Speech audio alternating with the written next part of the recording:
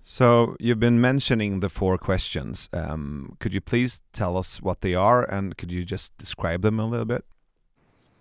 Yes. For example, if I had the thought, consider an argument that you've experienced maybe and one of the judgments you had on that person at that time. Should I do that right now? Yeah, I'm Yeah. upset with that Yeah. person because he or she, I'm upset with her because, or I'm upset with him because. And then anchor in that situation in your mind's eye. Mm-hmm. Right. Okay. So what was the judgment? So the situation was a few months back, my fiance chose to leave me, and the judgment was she shouldn't have. She shouldn't Okay. have left me. So she should Right. not have left you. Now look at that situation with her. Is it true that she should not leave you? In the situation, it was true, yes. Okay. Now, can you absolutely know that it's true that she should not have left you? So now we're meditating in that question. You know, just taking it in, and we're just looking at it again. And the answer for your viewers is or listeners is the answer to the first 2 questions. There are only 4. The answer to the first two questions is either yes or no. And you just have to wait to be shown as you look at those images of past, future, out of that moment in time with her.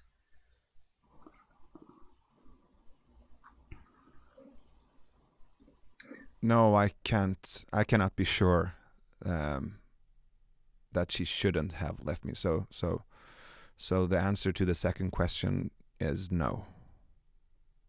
Okay, so just feel the no.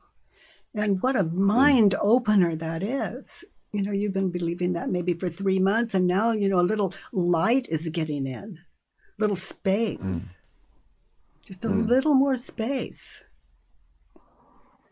You know, it gives you opportunity in those first 2 questions to see you of the past and you of the future, you know, whatever is shown to you without manipulating it. I ask the question, is it true? Can I really know that it's true? And I get very, very still, and I anchor in that situation, and the answer is shown to me through images and what I'm believing those images to be, and the meaning I put on them. You know, I'm being shown. So now, Nanavid, the third question, be there now in that situation with her. Notice how you react and how you react when you believe the thought, she shouldn't leave you. Yeah. She shouldn't have left you. Now notice, do you give her the look? Do you beg, or do you get strong and manly? Do you hide your feelings? Are you vulnerable? Look at your facial expressions.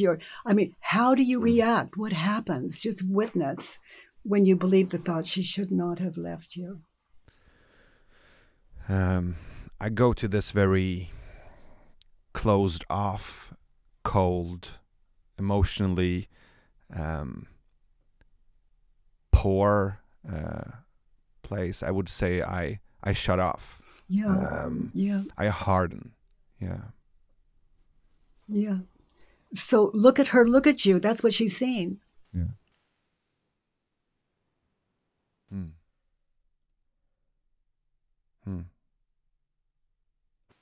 Right. So she sees me shutting off, right? Mm-hmm. Well, if you can see it in your mind's eye, and you're being authentic about it, you know, in other words, as you're seeing it as closely yourself as closely as you can in that situation, you're the only one that can. Then she's watching the same thing in that situation, time and place. Now go to a doorway, like as though you're just standing in a doorway watching that. Now watch her watch you.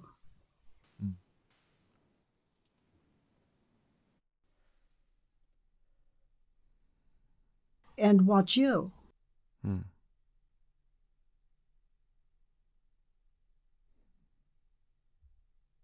And watch how you treat her when you think the thought, she should not have left me.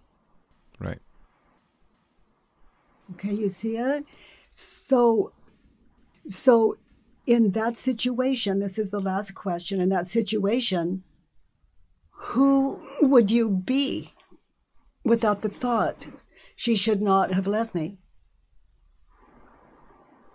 Now, look at her without putting, like Post-its, we write messages on and we put them on the refrigerator or something.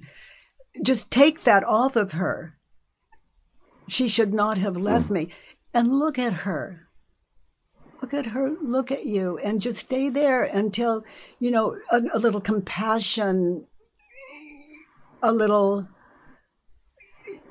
just notice. In other words, yourself is just dropping out of it and you're seeing her without your story onto her. Right. So when I believed the thought, she shouldn't have left me, I was shutting off and I was punishing her. So when I no longer thought that, I could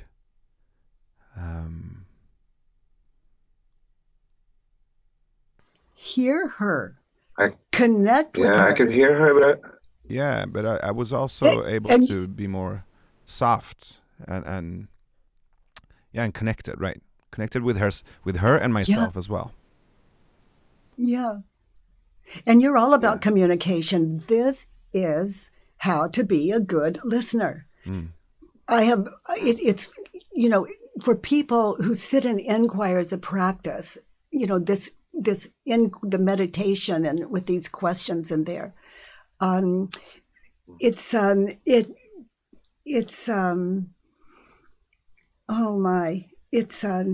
selfless way of living life.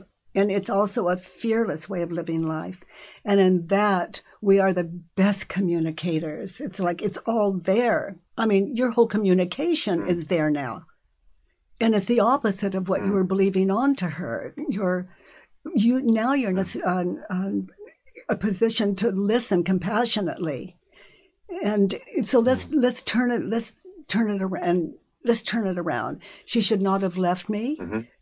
So find an opposite. Yeah. And for your listeners, these turnarounds are, we find opposites and then we try them on. We're not exchanging one belief for another. We're meditating in opposites to see in that situation, do they fit? It's like going into a shoe store. You find a fabulous pair of shoes, but you don't want to buy them until you see, do they fit? Are they comfortable? So that's all we're doing. We're trying them on. So she should not have left me. Find an opposite. What would that be? Right. We're going perspective shopping. Okay.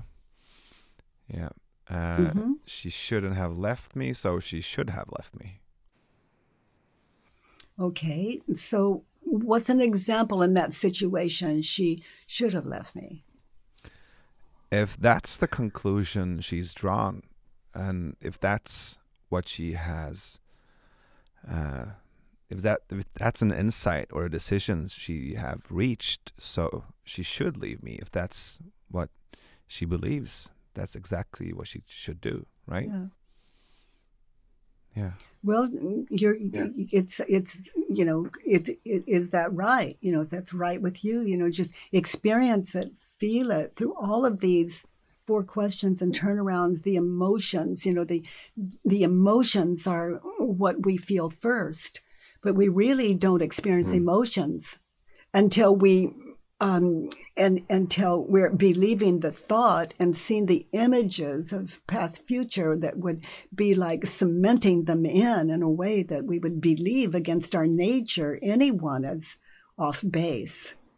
when we consider what they're thinking and believing. If I believed what that person believed, I'd do the same thing. We don't believe on purpose.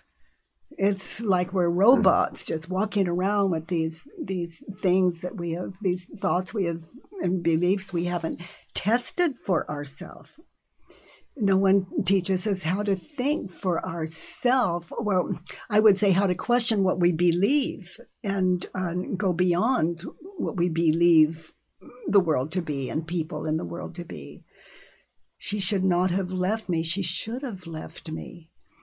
And look at you in that situation. Is that and how you reacted when you believed the thought is, how often does she experience that?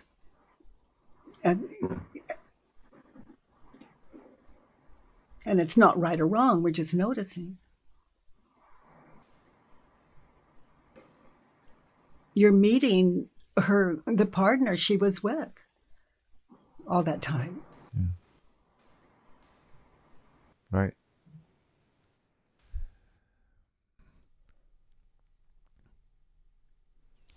So something happens when you stand outside yourself. So something happens when you stand outside the dynamic of the relationship as well. So you could, and that's, I can see her, I can see myself from like a camera 3 perspective. Yes. Like the third camera perspective. Yeah. You have suspended the judgment long enough to heal your blindness. Because it's also a matter of perspective, right? Because the first camera is through my eyes. And then I don't see myself. That's right. You're in those. Right. She should not leave. She should not have left me. How do you react and believe the thought? You see images of a future. You don't even know it's going on. You see you alone, you without her, you know, and the inconvenience in your life, or the lack of love in your life. You see those images of you without her, and all of the and people don't understand that the cause of suffering. But when you believe, the ego is going to offer that up, or it cannot keep identity. And you see images of the past. You see the two of you. You're so happy, all those wonderful times, and then the future of being sad without, and that's what's going on. How do you react when you believe the thought, she should not have left me? Past, future. You watch the movie, then you react out of that. You want a little fear and terror, get a future. You want a little a little depression, and get a past. So now, do you see another turnaround? She should not have left me.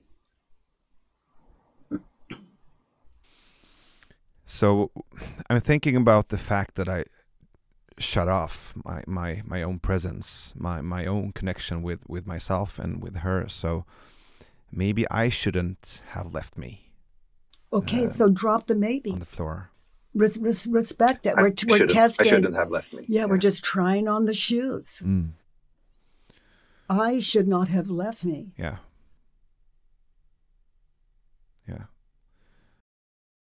And you did. There you were in the past. There you were in the future. It's all about you. And I mean, look at that image. That makes a minimum of 3 of you. There you are in the past, so happy with her. There you are in the future, so sad without her. And so there's the you of the past, the you of the future, the you standing there fully asleep, lost in the dream, just being bounced around by emotions and confusions. We're like 3-year-olds. Yeah. And we wonder what's the there's a lot of matter. Fear as well. Yes, and it turns out to be all her fault. And so there goes connection. It's lost, and you're the disconnect. In my life, no one can disconnect with me.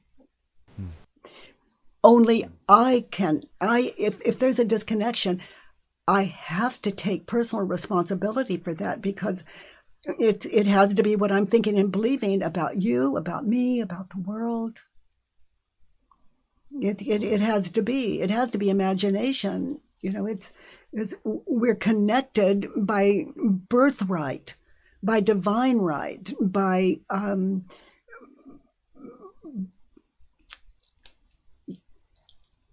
we're seeing it clearly here. You were together, and who separated you? Was it her?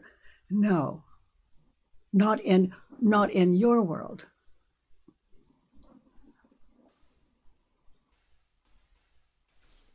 You're the disconnector. And so there's a lot of emphasis on responsibility and on the individual, right? Well, if I'm to have this. Well, you can question what you believe, and it gives you a way of seeing authentically, and that's your heart. That's by nature. And any time that you are not connected, then you have a way of looking to yourself. You can identify what you're thinking and believing. On that worksheet is where I'd like to take people, because it's what I saw. It's on the worksheet to fill in those 6 things are: I'm angry because, and I want her to, and she should or she shouldn't, or I need her to, and I don't ever want to, and she is not fair, and done. In that situation, it's a way of collecting the cause of all of our suffering and disconnect. So we write it down, then we question that, and the entire process. You can't fill in a worksheet like that with it takes stillness. It takes stillness. So meditators, this just goes into that brilliant way of being and noticing, and it's for people like me, in a hurry, just cutting to the chase, looking to myself. Okay, she should not have left me. I should not have left me. Do you see any other opposites? Any opposite to I shouldn't have left? To she should not have left me. So that's all I see. Yeah. The 2 you found, that's all I see. Yeah. And maybe your audience can see more. That very often happens.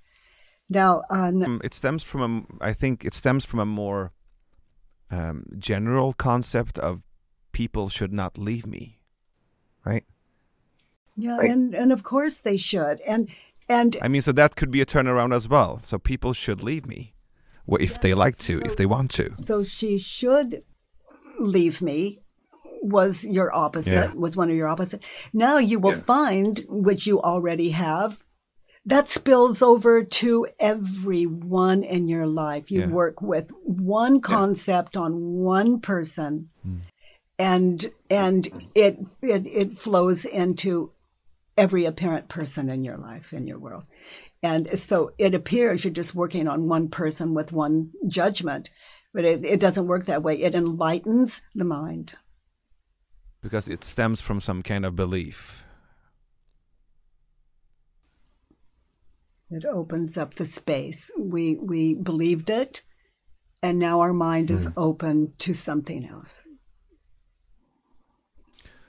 Now, my husband should not leave me because he hasn't. But if he wants to leave, me, then how do I react when I believe the thought? What am I going to do?